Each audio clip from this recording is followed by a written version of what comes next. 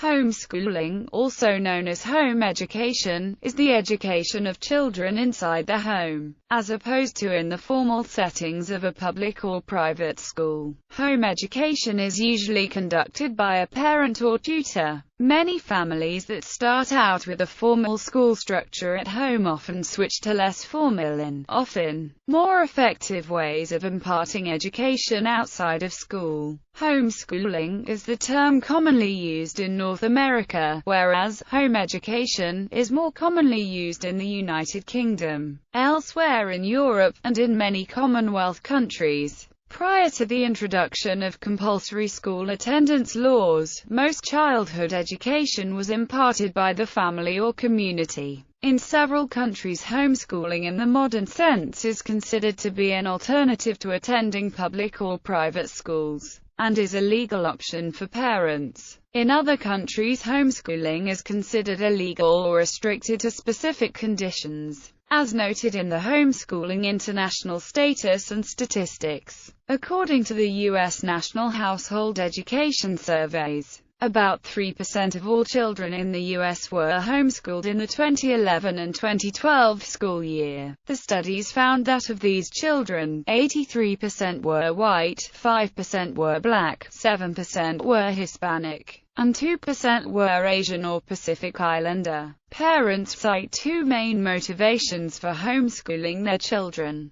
dissatisfaction with the local schools and the interest in increased involvement with their children's learning and development. Parents' dissatisfaction with available schools includes concerns about the school environment, the quality of academic instruction, the curriculum, and bullying, as well as lack of faith in the school's ability to cater to their child's special needs. Some parents homeschool in order to have greater control over what and how their children are taught, to better cater for children's individual aptitudes and abilities adequately, to provide a specific religious or moral instruction, and to take advantage of the efficiency of one-to-one instruction, which allows the child to spend more time on childhood activities, socializing, and non-academic learning. Many parents are also influenced by alternative educational philosophies espoused by the likes of Susan Sutherland Isaacs, Charlotte Mason, John Holt, and Sir Kenneth Robinson, among others. Homeschooling may also be a factor in the choice of parenting style. Homeschooling can be an option for families living in isolated rural locations, for those temporarily abroad, and for those who travel frequently. Many young athletes, actors, and musicians are taught at home to better accommodate their training and practice schedules. Homeschooling can be about mentorship and apprenticeship, in which a tutor or teacher is with the child for many years and gets to know the child very well. Recently, homeschooling has increased in popularity in the United States, and the percentage of children ages 5 through 17 who are homeschooled increased from 1.7% in 1999 to 3% in 2011-12. Homeschooling can be used as a form of supplemental education and as a way of helping children learn under specific circumstances. The term may also refer to instruction in the home under the supervision of correspondence schools or umbrella schools. In some places, an approved curriculum is legally required if children are homeschooled. A curriculum-free philosophy of homeschooling is sometimes called unschooling, a term coined in 1977 by American educator and author John Holt in his magazine, Growing Without Schooling. The term emphasizes the more spontaneous, less structured learning environment where a child's interests drive their pursuit of knowledge. In some cases, a liberal arts education is provided using the trivium and quadrivium as the main models. History. For much of history and in many cultures, enlisting professional teachers was an option available only to the elite social classes. Thus, until relatively recently, the vast majority of people, especially during early childhood, were educated by family members, family friends, or anyone with useful knowledge. The earliest public schools in modern Western culture were established in the early 16th century in the German states of Gotha and Thuringia. However, even in the 18th century, the majority of people in Europe lacked formal schooling, meaning they were homeschooled, tutored, or received no education at all. Regional differences in schooling existed in colonial America. In the South, farms and plantations were so widely dispersed that community schools such as those in the more compact settlements were impossible. In the middle colonies, the educational situation varied when comparing New York with New England until the 1850s. Formal schooling in a classroom setting has been the most common means of schooling throughout the world, especially in developed countries, since the early and mid-19th century. Native Americans, who traditionally used homeschooling and apprenticeship, vigorously resisted compulsory education in the United States. In the 1960s, Russist John Rushdoony began to advocate homeschooling, which he saw as a way to combat the intentionally secular nature of the public school system in the United States. He vigorously attacked progressive school reformers such as Horace Mann and John Dewey, and argued for the dismantling of the state's influence in education in 3 works: Intellectual Schizophrenia, A General and Concise Study of Education; The Messianic Character of American Education, A History and Castigation of Public Education in the U.S., and The Philosophy of the Christian Curriculum, A Parent-Oriented Pedagogical Statement. Rushdoony was frequently called as an expert witness by the Homeschool Legal Defense Association in court cases. During this time, American educational professionals Raymond and Dorothy Moore began to research the academic validity of the rapidly growing early childhood education movement. This research included independent studies by other researchers and a review of over 8,000 studies bearing on early childhood education and the physical and mental development of children. They asserted that formal schooling before ages 8 to 12 not only lacked the anticipated effectiveness, but also harmed children. The Moores published their view that formal schooling was damaging young children academically, socially, mentally, and even physiologically. The Moores presented evidence that childhood problems such as juvenile delinquency, nearsightedness,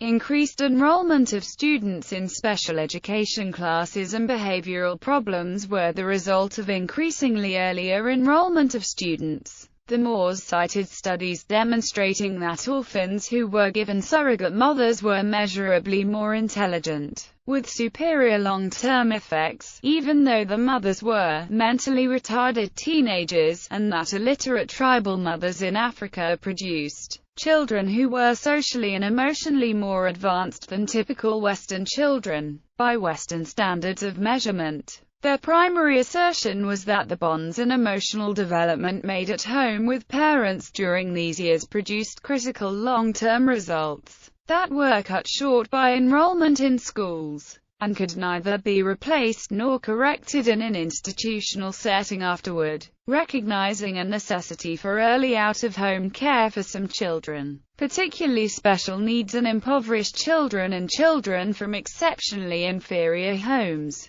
They maintained that the vast majority of children were far better situated at home, even with mediocre parents, than with the most gifted and motivated teachers in a school setting. They describe the difference as follows. This is like saying, if you can help a child by taking him off the cold street and housing him in a warm tent, then warm tents should be provided for all children, when obviously most children already have even more secure housing, like Holt. The Moores embraced homeschooling after the publication of their first work, Better Late Than Early, in 1975, and went on to become important homeschool advocates and consultants with the publication of books such as Homegrown Kids, 1981, Homeschool Burnout and others. Simultaneously, other authors published books questioning the premises and efficacy of compulsory schooling. including Deschooling Society by Ivan Illich, 1970, and No More Public School by Harold Bennett, 1972. In 1976, Holt published Instead of Education, Ways to Help People Do Things Better. In its conclusion, he called for a Children's Underground Railroad to help children escape compulsory schooling. In response, Holt was contacted by families from around the U.S. to tell him that they were educating their children at home. In 1977, after corresponding with a number of these families, Holt began producing Growing Without Schooling, a newsletter dedicated to home education. In 1980, Holt said, "I want to make it clear that I don't see homeschooling as some kind of answer to badness of schools. I think that the home is the proper base for the exploration of the world which we call learning or education.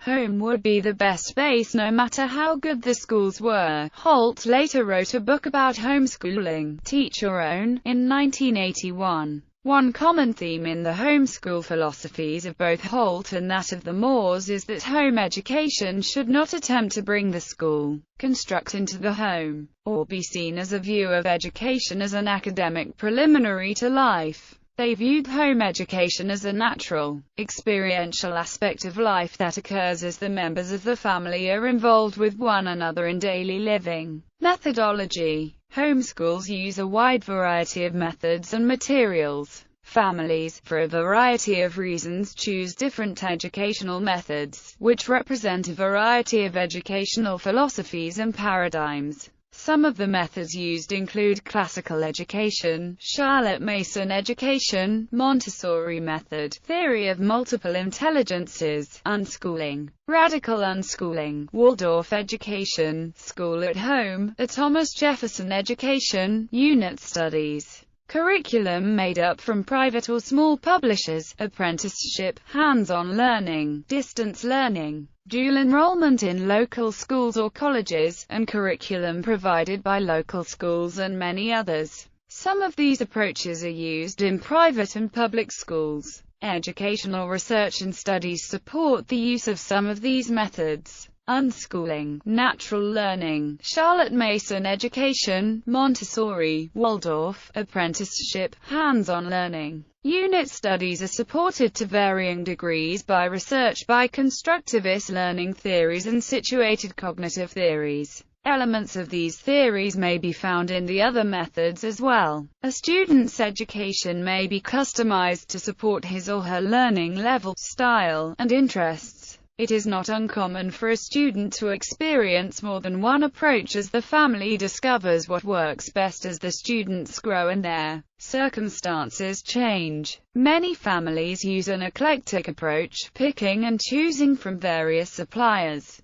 For sources of curricula and books, Homeschooling in the United States, 2003, found that 78% utilized a public library, 77% used a homeschooling catalog, publisher, or individual specialist, 68% used retail bookstore or other store, 60% used an education publisher that was not affiliated with homeschooling, approximately half used curriculum or books from a homeschooling organization, 37% from a church, synagogue or other religious institution, and 23% from their local public school or district. 41% in 2003 utilized some sort of distance learning, approximately 20% by television, video or radio, 19% via internet, email, or the World Wide Web, and 15% taking a correspondence course by mail designed specifically for homeschoolers. Individual governmental units,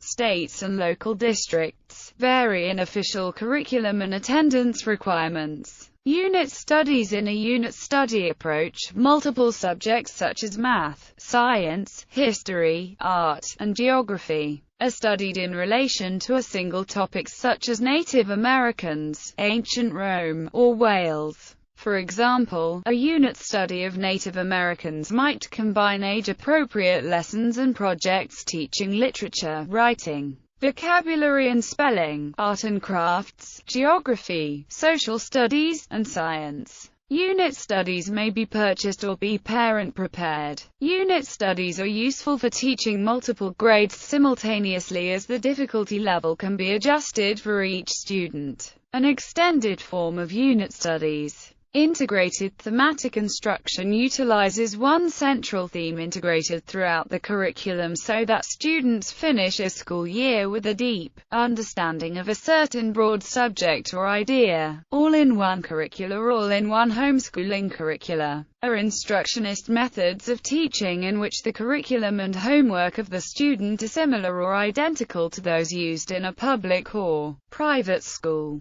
Purchased as a grade-level package or separately by subject, the package may contain all of the needed books, materials, internet access for remote testing, traditional tests, answer keys, and extensive teacher guides. These materials cover the same subject areas as do public schools, allowing for an easy transition back into the school system. These are among the more expensive options for homeschooling, but they require minimal preparation and are easy to use. Some localities provide the same materials used at local schools to homeschoolers. The purchase of a complete curriculum and their teaching, grading service from an accredited distance learning curriculum provider may allow students to obtain an accredited high school diploma. Unschooling and natural learning. Natural learning refers to a type of learning on demand where children pursue knowledge based on their interests, and parents take an active part in facilitating activities and experiences conducive to learning but do not rely heavily on textbooks or spend much time teaching, looking instead for learning moments throughout their daily activities. Parents see their role as that of affirming through positive feedback and modeling the necessary skills, and the child's role as being responsible for asking and learning. The term unschooling, as coined by John Holt, describes an approach in which parents do not authoritatively direct the child's education, but interact with the child following the child's own interests, leaving them free to explore and learn as their interests lead. Unschooling does not indicate that the child is not being educated, but that the child is not being schooled or educated in a rigid school-type manner. Holt asserted that children learn through the experiences of life, and he encouraged parents to live their lives with their child. Also known as interest-led or child-led learning, unschooling attempts to follow opportunities as they arise in real life, through which a child will learn without coercion. Children at school learn from one teacher and two auxiliary teachers in a classroom of approximately 30. Kids have the opportunity of dedicated education at home with a ratio of 1:1. An unschooled child may utilize texts or classroom instruction, but these are not considered central to education. Holt asserted that there is no specific body of knowledge that is, or should be, required of a child. Both unschooling and natural learning advocates believe that children learn best by doing. A child may learn reading to further an interest about history or other cultures, or math skills by operating a small business or sharing in family finances. They may learn animal husbandry, keeping dairy goats or meat rabbits, botany, tending a kitchen garden, chemistry to understand the operation of firearms or the internal combustion engine, or politics and local history by following a zoning or historical status dispute. While any type of homeschoolers may also use these methods, the unschooled child initiates these learning activities. The natural learner participates with parents and others in learning together. Another prominent proponent of unschooling is John Taylor Gatto, author of Dumbing Us Down, The Exhausted School, A Different Kind of Teacher, and Weapons of Mass Instruction. Gatto argues that public education is the primary tool of state-controlled consciousness, and serves as a prime illustration of the total institution, a social system which impels obedience to the state and quells free thinking or dissent. Autonomous learning. Autonomous learning is a school of education which sees learners as individuals who can and should be autonomous, i.e., be responsible for their own learning climate. Autonomous education helps students develop their self-consciousness, vision, practicality and freedom of discussion. These attributes serve to aid the student in his/her independent learning. Some degree of autonomous learning is popular with those who home educate their children. In true autonomous learning, the child usually gets to decide what projects they wish to tackle or what interests to pursue. In home education, this can be instead of or in addition to regular subjects like doing math or English. According to Home Education UK, the autonomous education philosophy emerged from the epistemology of Karl Popper and the myth of the framework, in defense of science and rationality, which is developed in the debates which seek to rebut the neo-Marxist social philosophy of convergence proposed by the Frankfurt School. Homeschool cooperatives. A homeschool cooperative is a cooperative of families who homeschool their children. It provides an opportunity for children to learn from other parents who are more specialized in certain areas or subjects. Co-ops also provide social interaction for homeschooled children. They may take lessons together or go on field trips. Some co-ops also offer events such as prom and graduation for homeschoolers. Homeschoolers are beginning to utilize Web 2.0 as a way to simulate homeschool cooperatives online. With social networks, homeschoolers can chat, discuss threads in forums, share information and tips, and even participate in online classes via Blackboard systems similar to those used by colleges.